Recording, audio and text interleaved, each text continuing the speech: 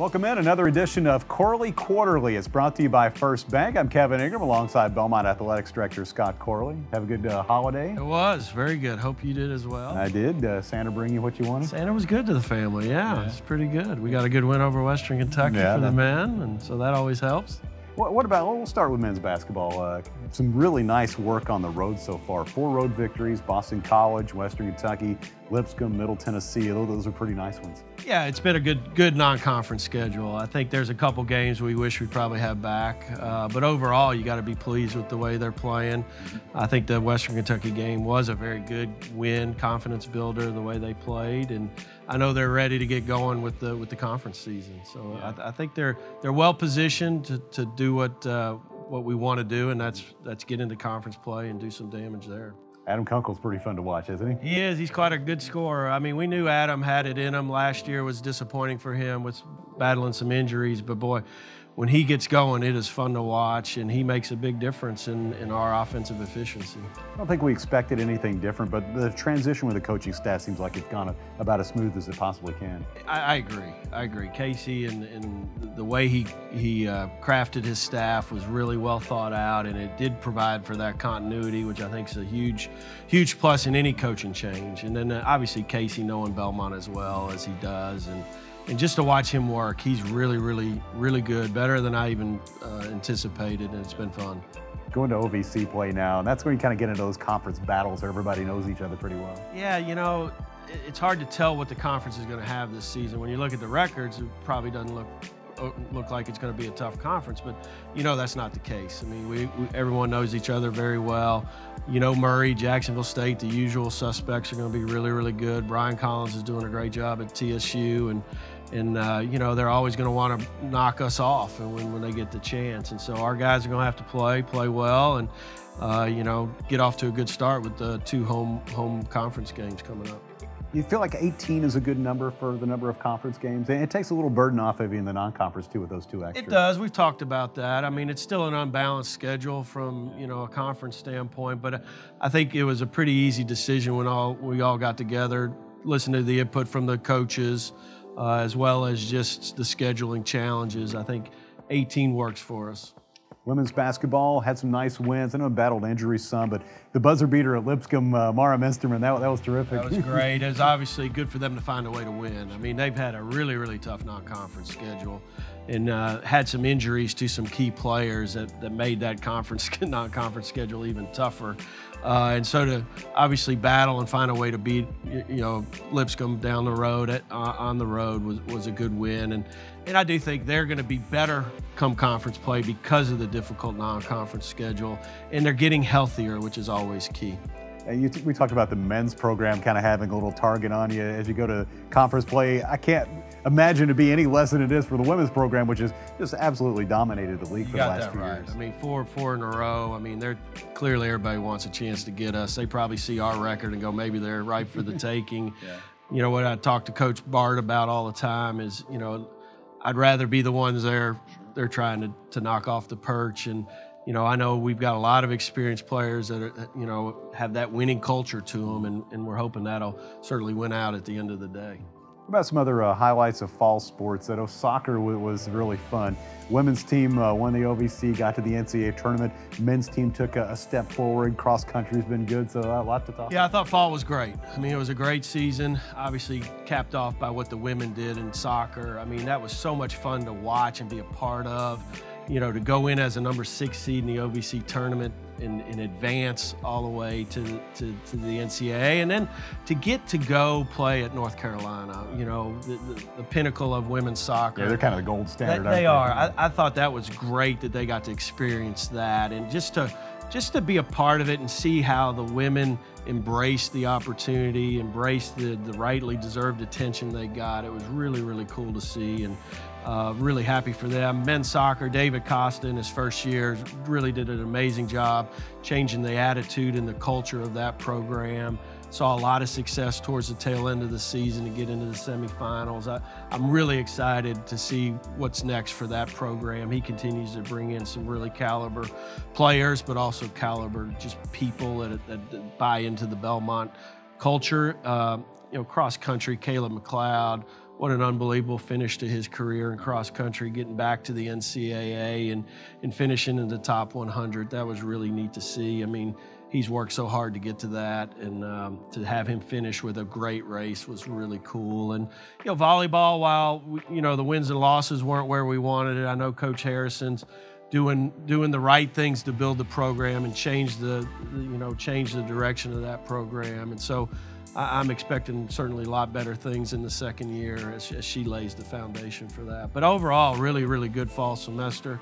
A lot of success on the field of play and also off the field of play. And maybe we'll talk a little bit about that. Academically, finished with a 3.4 overall. Is it the second best ever? Second best since NCAA. And it's just a tribute to really our student athletes and the way they prioritize things, and really our coaching staff, allowing them to make sure they're getting it done and have the time to get it done in the classroom. It's amazing to me how well these students perform and balance their time, because you put so much into playing these sports, and then they do such a good job in the classroom. I mean, that's a lot to get done. You're exactly right. We ask a lot of them. I mean, obviously, we ask a lot of them on the field of play. We ask a lot of them off the field of play. Another thing that our students are amazing about is community service, the things that they do to help better Nashville and Middle Tennessee.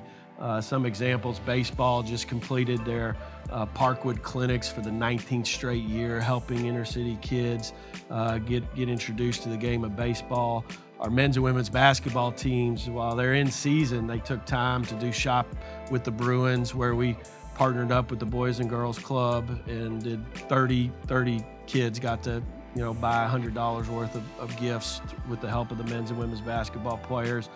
And then our students will, this coming February 4th, it's Battle of the Bruins, the annual talent show that the teams put on, but it's all about raising money for Special Olympics. We get Special Olympians to come perform with them on stage. It's a really, really fun night. I would encourage you to come out. It's, again, February 4th at the Massey Performing Arts Center. I think the start time's 6 o'clock, but there'll be more information coming out on that. Do you have any people around the office that take part in this talent show? Fortunately, no. We leave that up to the student athletes. Another cool thing that's coming up is the baseball banquet featuring Matt Beatty, who is playing these days for the LA Dodgers. We're really excited that we could get Matt to be able to find time to come in and help kick off the baseball season. January 17th at Judson Baptist. It's going to be a really fun event. It'd be great to have Matt back and really hear his stories of his journey and what it's been like and what it hopefully he'll stay up there with the Dodgers for a long time. Really proud of him. It's neat to you see these guys around campus and ladies, you're playing a sport here, and then the next thing you know, you're seeing Matt play at Dodger Stadium, playing in the postseason. I mean, that's an amazing journey to me. It is. It's a testament to obviously his hard work and hopefully what he learned here at Belmont. But we always want that for our student athletes, right? Whether it's success like that or being a successful business professional or whatever it is, teachers, whatever it is. It's pretty neat though to see it on a national level like that. What Matt's been able to do. Also going to have the court naming for Coach Bird coming up in February, if he can get back from Australia in time. He's got a lot on his schedule these days. He's a busy guy. Yeah, I know. I saw him the other night. So we've got to watch the Australian Open and do all that. No, I couldn't be more excited about that, Kevin. I mean, obviously he means the world to me, having played for him and just to be around him, and couldn't think of a better way to honor his career, and so glad that Dr. Fisher and senior leadership saw it the same way by naming the court for him. And then to do it on homecoming, it's going to cap off just a wonderful homecoming week. So I encourage everyone to please come out. It'll be a special night.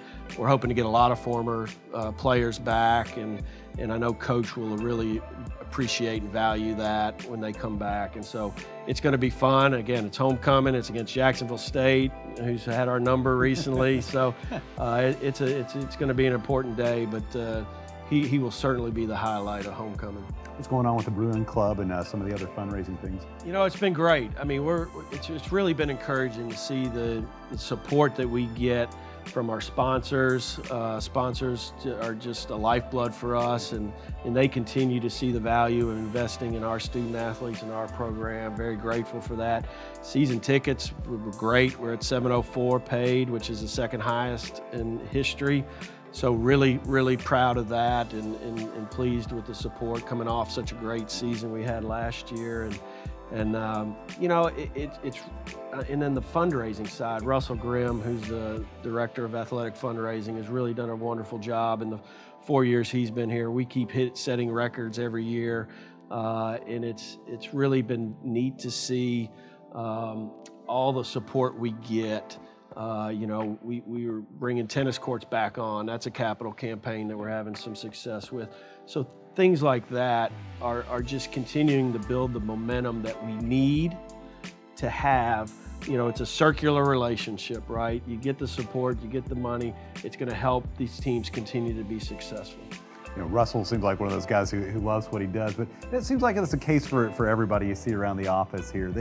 Everybody seems to, you know, be not only invested in Belmont, but just sort of enjoy the work they do. No doubt. I mean, I'm blessed to be surrounded by such a great team, and they have such a passion for helping the student athletes and believing in our product and believing in what we're trying to do every day, and that is we want our student athletes to have a great experience, but also have the skills that they need to be successful when they're done here. And it starts with a great staff, and it starts with great head coaches. And we've got amazing head coaches, and the new ones that we've hired in the last year have really bought in, and it's a unique culture, and it's a lot of it could be a testament to Mike Strickland, the previous AD, and what he did in establishing that culture. I've just been the beneficiary of it in a lot of ways, but it's a great place to work. Doesn't feel like work, yeah. And it's pretty neat. That's the way it should be. He's Scott Corley, Belmont's athletics director. I'm Kevin Ingram. This has been Corley Quarterly, and it's brought to you by FirstBank. We'll see you next time.